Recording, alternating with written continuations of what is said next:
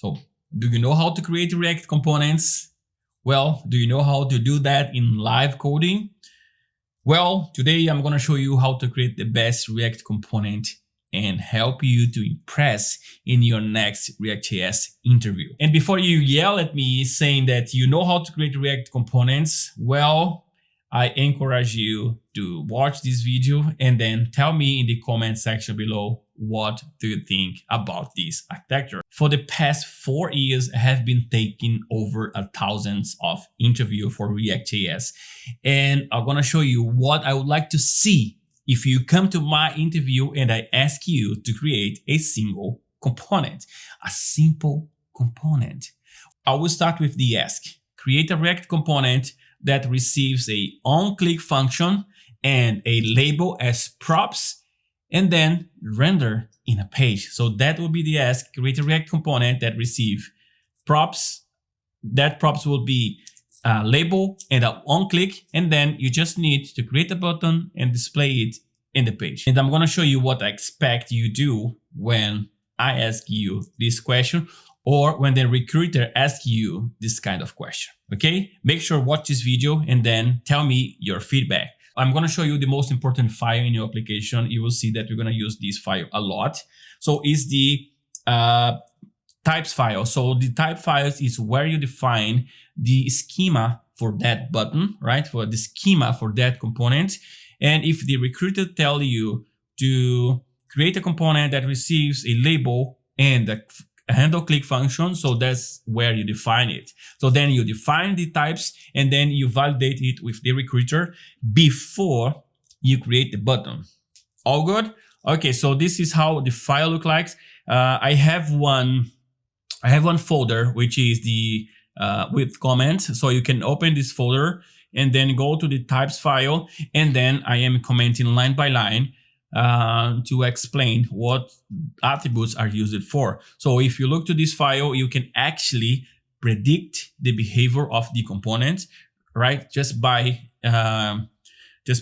looking to this file. You also can create the specs based on this file as well. So if you are doing TDD, so you can create this ahead, and then that will be all. So the next thing that I'm going to show you is the UI. So you have the types, and then this is where people made a mistake. So they create a UI file and then they start creating everything inside this. They don't separate the concerns.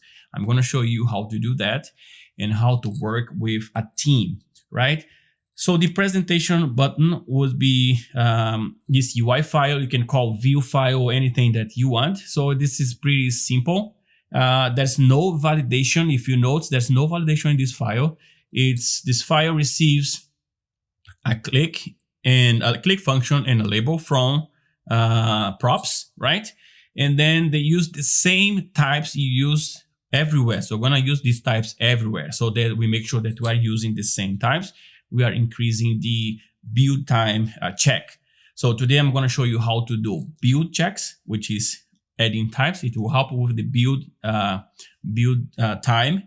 And then I'm also gonna show you how to do runtime validation. Right? So make sure that you are watching this video until the end. So this is a presentational button. It's a dummy component. So it's just have a button, and then we pass the onClick function and also the label for it. And then you can export it using React Memo, because this button receives a function as props. And then an onClick function is a reference, right? And then this reference changes, and then this component will be re-rendered. So that's why I'm exporting both with using memo. So the using memo will prevent that based on the props. But you have to do more things, not just using memo. Use memo by itself will not solve the problem here, right? And then I'm exporting it as well without use memo. So you decide which one you're going to use depending on the application scope. So the next file that I'm going to show you is the controller. Because within the controller, we can actually extract the onClick function and enhance that by adding analytics, by adding Sentry by adding anything that you want. So formatting, what you need to do. So we can set a trap function, which is I'm doing this here.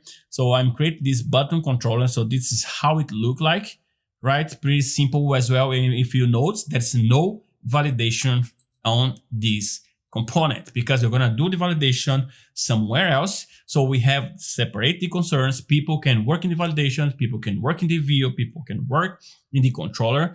So then you have a perfect harmony, right? So people from different teams can contribute to the same repo, and then you're going to actually decreasing the conflicts. And here I'm calling this analytics function just to show you that we can actually receive a function and then enhance that with other things. So if you look to the console, let me clean this up. Every time I click this button here, I have a call to the analytics passing the value, right? So I'm passing the previous value, but you can press and can send the new value, the next value, and then so forth, so on. So this is how I implement that. So you can do it the way that you want to do. So this is how I would create a button controller. So if you do that during the interview, people actually will be impressed by this.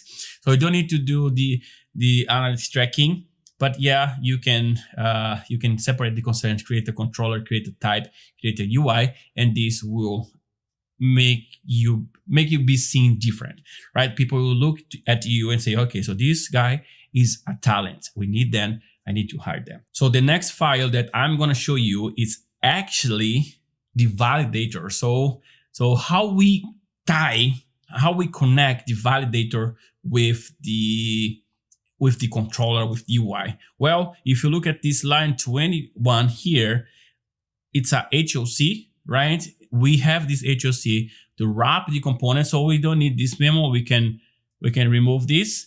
So this is how would you memorize it, but we don't need it if we don't want to use it. So it depends on the application. But we do wrap in a validate props function, save this file, and that is what I'm going to show you right now. So if you are watching this video, so you can check the description because I have shared this StackBlitz app. So you can fork it, you can work on that, you can improve that, you can give me your feedback about this as well. But let me show you the validate button. So the validate button is a function, right, that extends from the button props. So the same props. So we are making sure that we are tying it together and receives a component like a FOC. So it receives a component, do the validation. If the validation happens, it will, if the validation succeed, it will let it pass, and then the component will be displayed. So if we don't have any validations, or if the validation fail, so it will throw an error. And I'm going to show you how to throw this error later. And as you can see, I'm using a string validator class. We're going to talk about this in further videos, how to create this class to validate strings, validate functions. I'm reusing this. So if you are interested, it is in this validation folder here. I'm going to cover this in further videos. So I'm validating the button and then say that the label must be displayed. And then I validate the function, and then the function should be a function, right? And if you look to this file, all right, so you're going to see that there is no try catch on this.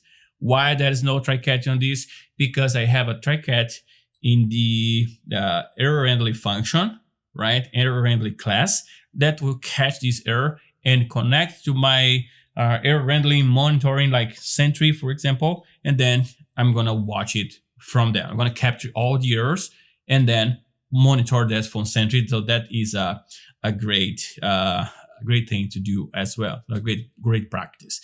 So we validate the functions. One, validate the label using the string validator and the function validator. If everything goes well, we return the component. We pass the props, right? And then that is it. So how does it look into the code itself? So how do we use this component? So we have more. We have the specs, we have the story, we have the styles, but I'll cover those files in the further video, because if not, this video will be really big.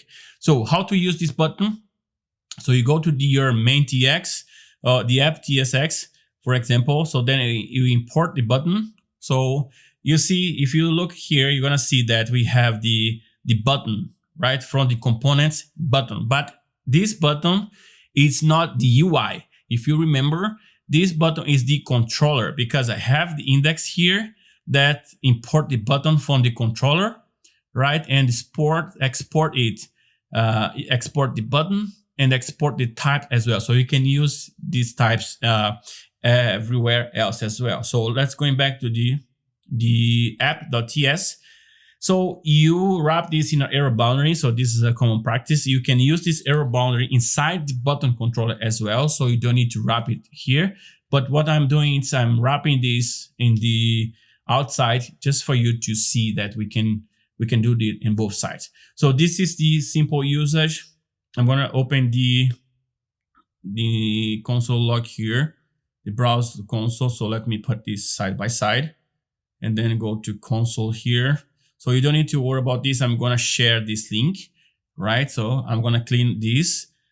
So when I click, if the button is okay, when I click, I'm gonna see the analytics call, right? So because I show you that in the button controller, I'm calling the analytics to track every button controller. What happened if I remove the label, for example? We have a validator for that, right? So if I remove the label, you're gonna see that we have a error coming in here. So let me refresh this page. We have an error here that says error, label error. So let's be going back here. So we have label must be a non-empty string. So we are capturing that in the validator function in runtime. So this is runtime. So this is not build time. So build time use TypeScript. TypeScript with ESLint, with it will enhance your IDE, so you can check this in the development time as well. But what I'm doing is in runtime as well. So what happened if I put back the label? So we're gonna so also I have the error here. Okay, this button is not working as expected, but this is a friendly message that I'm displaying. So behind the scenes, I'm doing this, and what else is happening here? I have a call to Sentry.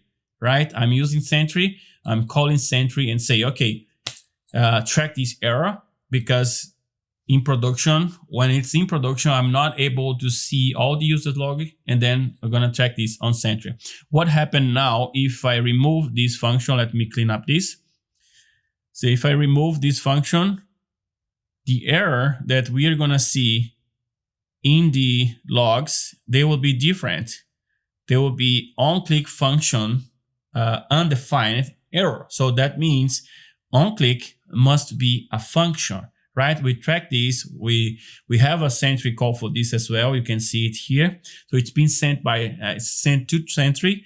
Then I can monitor the production application, the health of the production, and then I can work on the problems. I know that the problem is a function is undefined, a label is undefined. It could be anything, right? So if everything goes well, I'm going to refresh this. So the application will start working again. And then we have call to Sentry, call to Sentry, call to Sentry. Well, this is what I would like to show you today. So if you follow these steps, I mean, you don't need to follow all those steps, so you can adapt to your needs, right? But if you came to my interview, or if you go to a React.js interview and you create something like this, it don't need to be like as big as this. But if you explain the concepts, you're going to separate the concern, you're going to create a validator here, you're going to create a controller there, create a UI here. So then people from different teams can work together to improve the code base at the same code base, of course. I mean, the recruiter will look at you with different eyes, right? So you see their eye will be shiny, because I mean, so this is what people, what companies, big companies have been looking for, right? So let me know in the comment section below, what do you think about this? Don't forget to like this video if it aggregates any value to your skills, right? Subscribe to my channel. I'll be creating the next video. I'm going to work with this CSS. I'm going to explain the validators. I'm going to create something really nice here that you can use in your company, the idea, not the code, but the idea behind it, right? So give me a thumbs up and stay tuned for the next video. Subscribe if you are not subscribed, and see you in the next video. Thank you for watching.